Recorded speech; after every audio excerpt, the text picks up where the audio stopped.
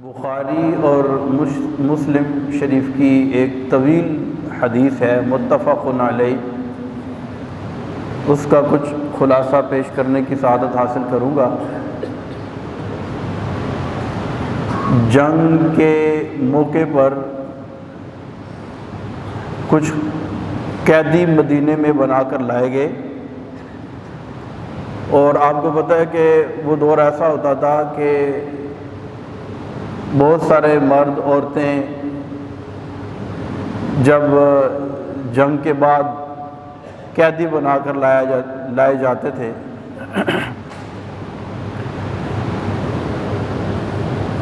تو ان میں ایک عورت جس کا بچہ کھو چکا تھا، بچہ گم ہو گیا تھا، اور وہ اپنے بچے کو ادھر ادھر تلاش کر رہی تھی، پریشان تھی۔ اور آپ کو پتہ ہے جب کسی ماں کا بچہ گم ہو جائے وہ کتنی بے چین ہو جاتی ہے، تو وہ کبھی ادھر بھاگتی ہے کبھی ادھر بھاگتی ہے اور اپنے بچے کو تلاش کرتی ہے، بچے کو پکارتی ہے، اور بالآخر اسے اس کا بچہ مل جاتا ہے۔ یہ سارا منظر صحابہ کرام بھی دیکھ رہے ہیں اور رسول اللہ صلی اللہ علیہ وسلم بھی دیکھ رہے ہیں۔ تو آپ صلی اللہ علیہ وسلم نے ارشاد فرمایا، میرے صحابہ، کیا یہ ماں جس کا بچہ اسے بڑی دیر کے بعد ملا ہے، تو یہ ماں اپنے بچے کو اٹھا کے آگ میں ڈال سکتی ہے؟ عرض کی، یا رسول اللہ صلی اللہ علیہ وسلم، یہ کیسے ممکن ہے کہ یہ ماں اپنے بچے کو اٹھائے اور آگ میں ڈال دے؟ تو نبی پاک صلی اللہ علیہ وسلم نے ارشاد فرمایا، للہ ارحم بہذہ بعبادہ بولدہا، کہ اللہ تبارک و تعالی اپنے بندے سے اس عورت کے مقابلے میں جو اپنے بچے سے پیار کر رہی ہے، اپنے بندے سے زیادہ پیار کرتا ہے،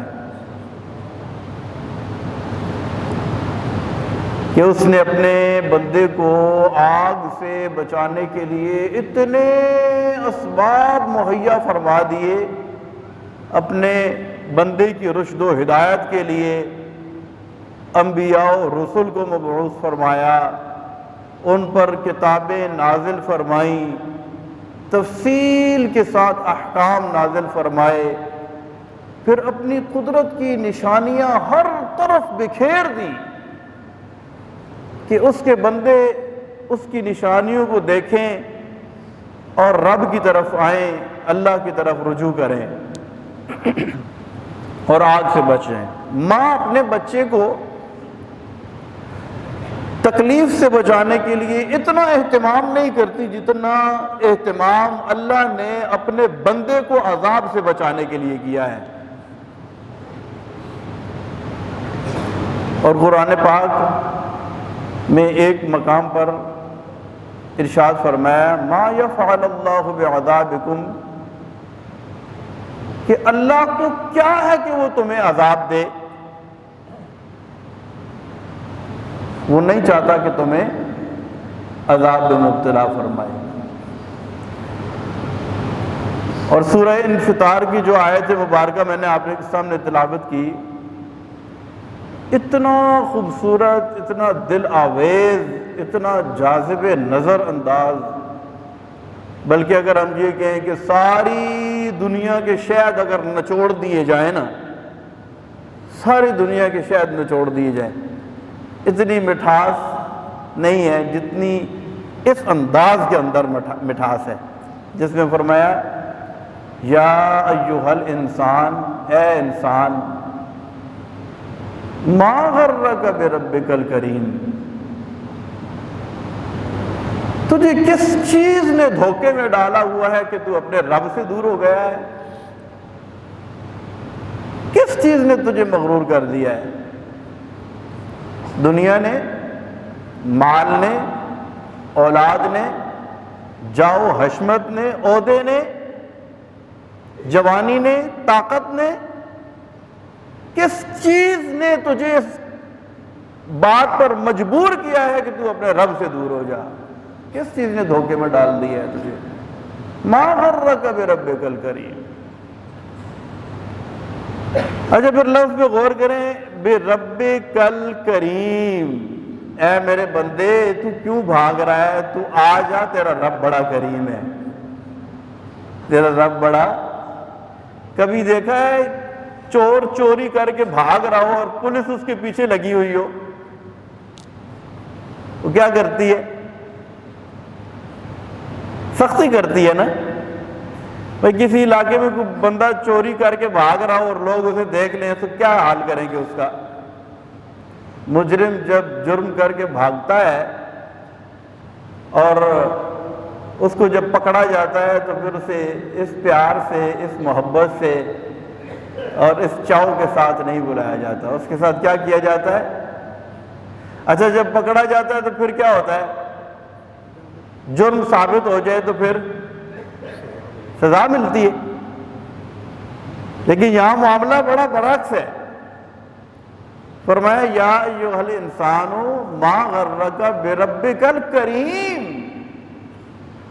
او 5 وقت مسجد سے صدائے دل نواز سننے والے کہ آؤ نماز کی طرف، آؤ فلاح کی طرف، آ جاؤ نا، اب آؤ، اب وقت ہے نا آنے کا، یہ وقت ہے تمہارے آنے کا، ورنہ آنا تو ہے تم نے۔ اس وقت جو کفن میں منہ چھپا کر آؤ گے، آؤ گے نہیں آؤ گے تو کہاں جاؤ گے؟ آؤ گے تو صحیح ایک دن جب تجھے کندھوں پر اٹھا کر میرے پاس لائیں گے، اس وقت بھی تو تم نے آنا ہی آنا ہے نا، کہ نہیں آنا؟ بھاگ جاؤ گے؟ آؤ گے تو صحیح، آنا تو تم نے میرے ہی پاس ہے۔ اس وقت جو آؤ گے تو اب آ جاؤ نا۔ یا ایھا الانسان ما غرک بربک الکریم، تو اے میرے بندے تو نے جرم کر لیا، تو نے خطا کی، تو نے گناہ کر لیا، نافرمانی تجھ سے ہو گئی نا، تو ہو گئی تو پھر آ جانا۔ اچھا آئے گا تو پھر کیا ہوگا؟ تیرا رب بڑا کریم ہے، جب تو آ جائے نا تو رجوع کرے گا، تو آ جائے گا تو پھر وہ تجھ پر کرم کرے گا، تجھے سزا نہیں دے گا پھر، لیکن تو آ نا ایک دفعہ۔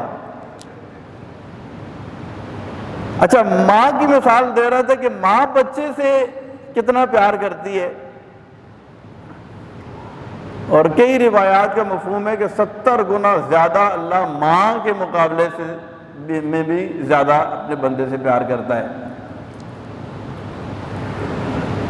اچھا بچہ گھر سے چلا جائے، ناراض ہو کے چلا جائے، بھاگ جائے، ماں کیا کرتی ہے؟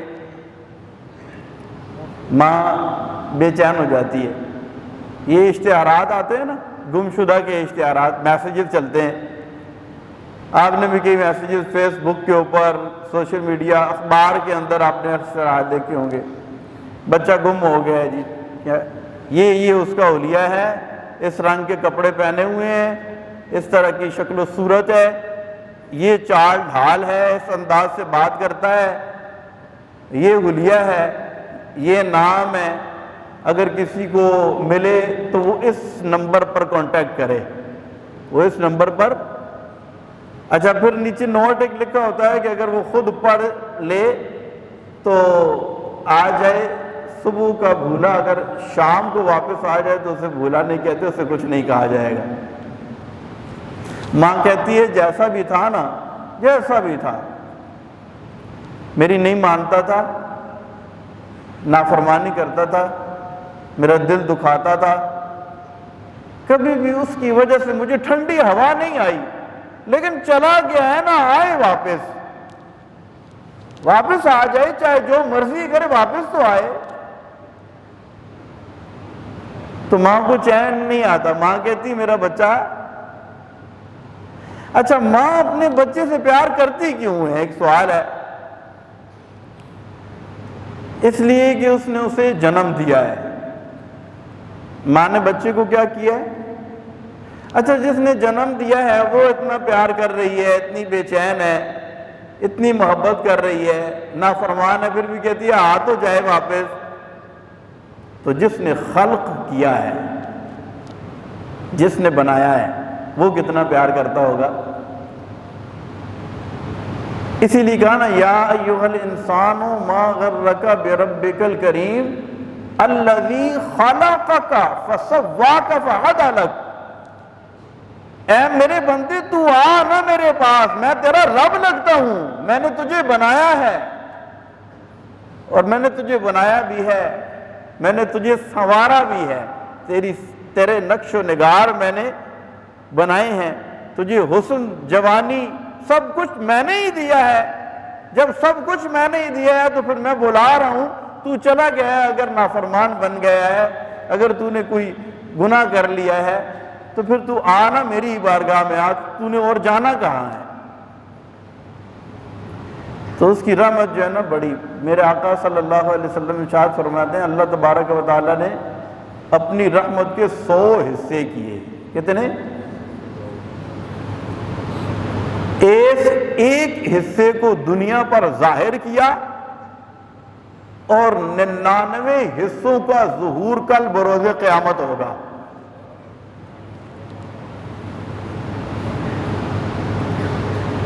اس میں شک نہیں ہے وہ قہار ہے، جبار ہے، لیکن یاد رکھیں کہ اس کی رحمت اس کے غضب پر حاوی ہے، اس کی رحمت اس کے غضب پر، خود ارشاد فرماتا ہے کہ سبقت رحمتی علی غضبی، میری رحمت میرے غضب پر، وہ قہار بھی ہے، جبار بھی ہے، پکڑ بھی کرتا ہے۔ ان بطش ربک لشدید، جب پکڑ کرتا ہے تو سخت پکڑ بھی کرتا ہے، لیکن اس کی رحمت اس کے غضب پر حاوی۔ 100 رحمتوں میں سے ایک رحمت جس کا ظہور دنیا میں ہوا ہے نا، یہ جب بھی کسی کے دل میں رحم پیدا ہوتا ہے اس ایک رحمت کے سبب ہی پیدا ہوتا ہے۔ ماں باپ اپنے بچے سے محبت کرتے ہیں، یہاں تک کہ جانوروں کو بھی دیکھیں نا، جانور بھی اپنے بچے سے محبت کرتے ہیں، تو یہ اللہ کی اسی رحمت کے صدقے ہیں۔ خوش کتنا ہوتا ہے کوئی آ جائے تو،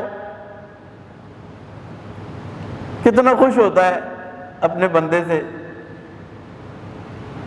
اور خاص طور پر وہ بندہ کہ جو نافرمان تھا اب توبہ کر کے اللہ کی بارگاہ میں رجوع کرتا ہے، آ جاتا ہے، اللہ تبارک و تعالیٰ اتنا خوش ہوتا ہے، اتنا خوش ہوتا ہے۔ میرے آقا صلی اللہ علیہ وسلم ارشاد فرماتے ہیں کہ جیسے صحرا میں کسی کی سواری گم ہو جائے،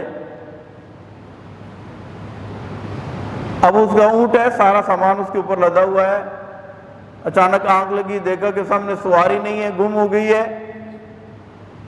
ڈھونڈتا ہے، کبھی ادھر جاتا ہے کبھی ادھر جاتا ہے، صحرا میں سواری گم ہو جائے، اشیاء خورد و نوش نہیں ہے، پینے کے لیے پانی نہیں ہے، موت یقینی ہے، بندہ لیٹ گیا اس انتظار میں کہ بس اب مرنا ہی مرنا ہے، آنکھیں بند کر لی اس نے کہ بس اب اور کوئی راستہ نہیں ہے، اب میں موت کے انتظار کے لیے آنکھیں اس نے بند کی ہیں۔ اچانک آنکھ کھلتی ہے، دیکھتا ہے اس کی سواری بما ساز و سامان اس کے سامنے کھڑی ہے۔ تو اب جب کہ موت کا یقین ہو چلا تھا، سواری کو اپنے سامنے دیکھ کر اتنا خوش ہوا، خوشی سے پاگل ہو گیا، اتنا خوش ہوا، اتنا خوش ہوا، کہنا تو یہ چاہتا تھا کہ اے اللہ تو میرا رب ہے، میں تیرا بندہ ہوں، لیکن زبان، الفاظ ذہن کا ساتھ نہیں دے رہے ہیں۔ خوشی کے عالم میں حال یہ ہے کہ کہتا ہے کہ اے اللہ تو میرا بندہ ہے، میں تیرا رب ہوں۔ ایسے کہہ دیا اس نے، الٹ کہہ دیا، یعنی اس کی خوشی کا عالم یہ تھا۔ رسول اللہ صلی اللہ علیہ وسلم ارشاد فرماتے ہیں جب کوئی بندہ اللہ کی بارگاہ میں آ جاتا ہے، توبہ کرتا ہے، اللہ کی بارگاہ میں آ کر جھک جاتا ہے، ندامت کے آنسو بہا لیتا ہے، تو اللہ تبارک و تعالیٰ کو اس سے زیادہ خوشی ہوتی ہے جس کو صحرا میں اپنی سواری مل گئی۔ اچھا، جب کوئی بندہ روتا ہے نا اللہ کے خوف سے، اللہ کے خوف سے جب کوئی روتا ہے اور اس کے رونے سے اس کی آنکھوں کے جو پلکیں ہیں نا، اس کی پلکیں بھیگ جاتی ہیں، اس کی پلکوں کا ایک بال بھیگ جاتا ہے، کل بروز قیامت اللہ کی بارگاہ میں وہ بال کھڑا ہو جائے گا، کہے گا مولا یہ تیرے خوف سے رویا تھا نا، یا مجھے نکال یا اس کو بھی جنت میں ڈال۔ تو وہ ایک بال بھی اللہ کی بارگاہ میں سفارش کرے گا۔ تو ہم انسان ہیں، خطا کا پتلا ہے انسان، الانسان مرکب عن الخطاء والنسیان۔ اس کی اتنی رحمتیں، اتنی کرم نوازیاں، اس کے اتنے فضل، اس نے ہمیں رمضان میں ایک مرتبہ پھر جمعے کا دن عطا فرما دیا، اپنی بارگاہ میں آنے کی توفیق عطا فرما دی، روزہ رکھنے کی توفیق عطا فرما دی۔ اب خود ہی کوئی بد کے ہوئے اونٹ کی طرح دور بھاگے، کتنا نادان ہے، کتنا بے وقوف ہے۔ اتنا کریم رب، اتنا کریم رب جس نے ہمیں اتنی نعمتیں دیں، سب کچھ دیا، اور پھر اپنے بندے کی نافرمانیوں کے سبب مہر نہیں لگا دیتا کہ آپ یہ میری بارگاہ سے راندہ درگاہ ہے، بلکہ 100 سال بھی اگر کوئی نافرمانی کرتا رہے، ایک مرتبہ توبہ کرے، اللہ کی رحمت سے اپنی آغوش میں لے لیتی ہے۔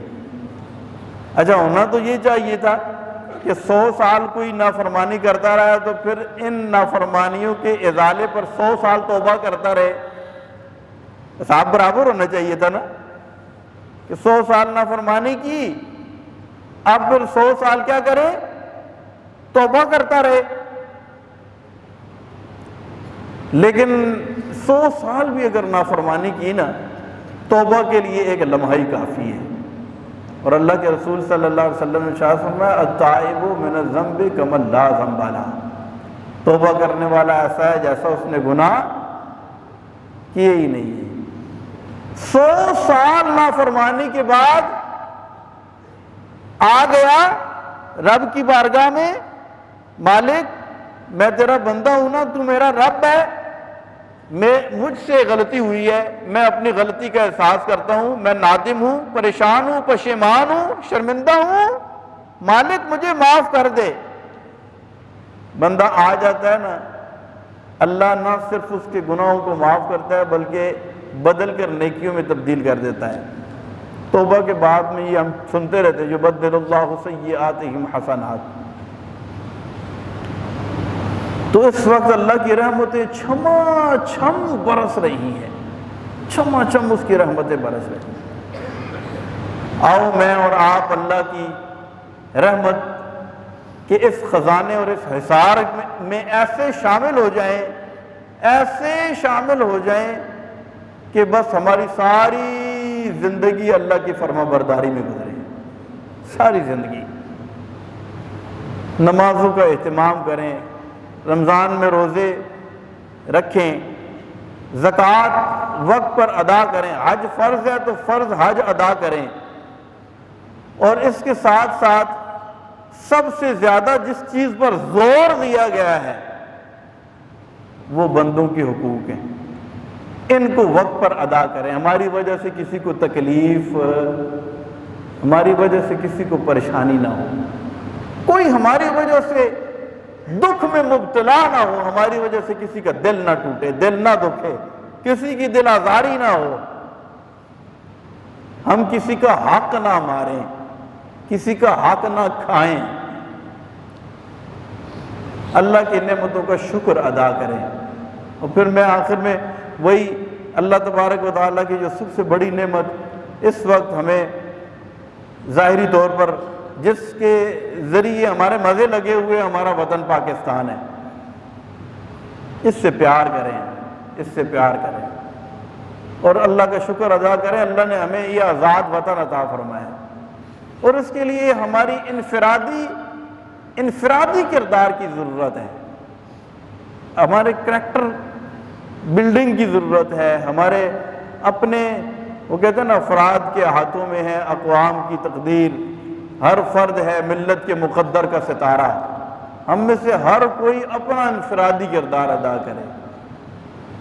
رمضان کی بابرکت ساعتیں ہیں، اللہ تبارک و تعالی مجھے اور آپ کو ہمیشہ کے لیے مغفرت اور بخشش کا پروانہ عطا فرما دے۔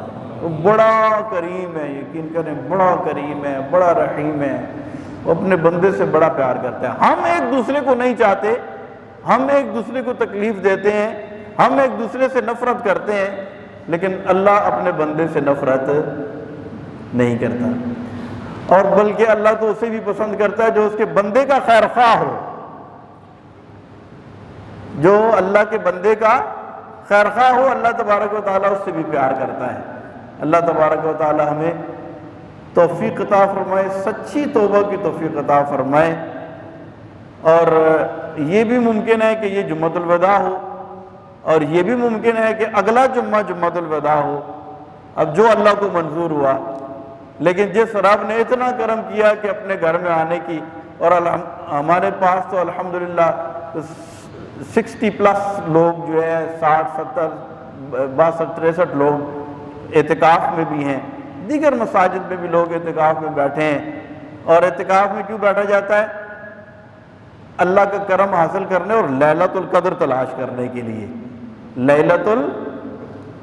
تو لیلۃ القدر جو ہے جس کا قرآن پاک میں باقاعدہ ذکر آیا ہے، اور یہ رات بھی باقی راتوں میں پوشیدہ رکھی گئی ہے اس وجہ سے کہ لوگ اس کو تلاش کریں اور ہر رات اللہ کی عبادت کریں۔ جب ہر رات اللہ کی عبادت کریں گے تو لیلۃ القدر کو بھی پا لیں گے۔ بہت سارے علماء نے کہا ہے کہ 27ویں رات لیلۃ القدر ہے، اس رات بھی عبادت کریں۔